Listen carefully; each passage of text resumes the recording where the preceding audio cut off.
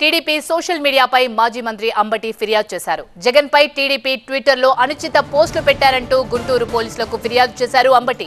చర్యలు తీసుకోకపోతే కోర్టును ఆశ్రయిస్తామన్నారు మాజీ మంత్రి అంబటి రాంబాబు.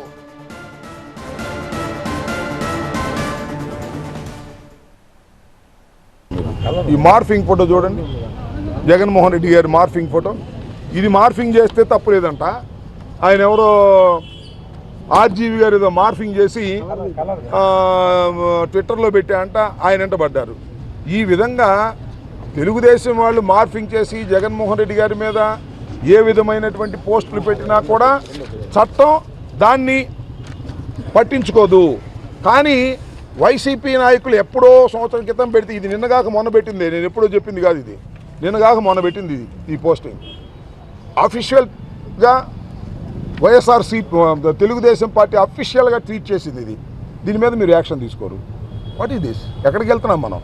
కాబట్టి తక్షణమే ఇలాంటి అవమానకరమైనటువంటి పోస్టుల మీద యాక్షన్ తీసుకోమని మేము పోలీసు వారిని డిమాండ్ చేస్తున్నాం.